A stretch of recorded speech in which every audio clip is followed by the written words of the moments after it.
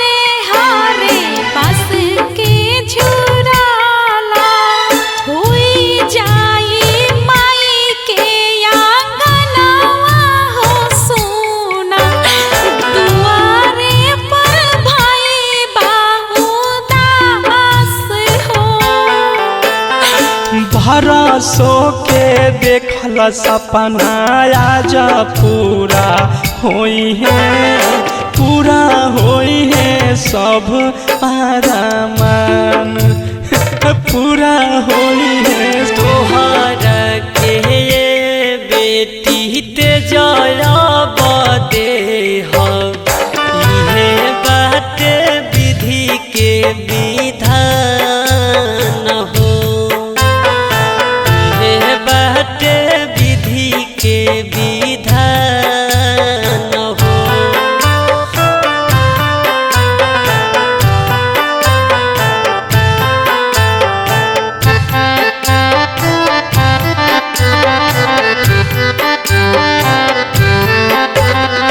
भोर भिनु सार होइत डोली चढ़ जाइबू बेटी मोर नयन ढार लुरा हो बहइबू।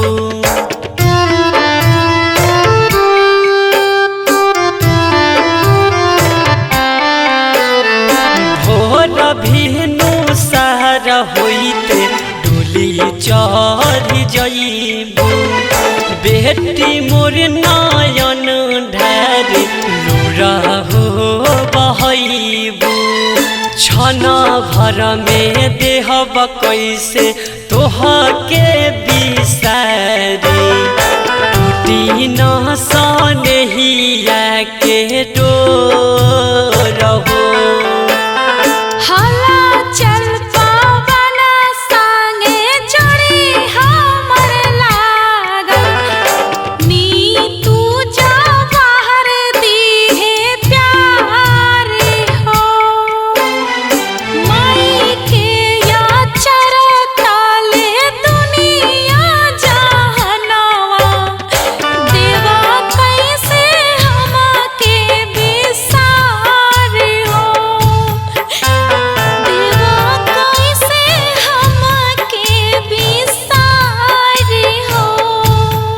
Anirudh recording studio Hajipur Vaishali.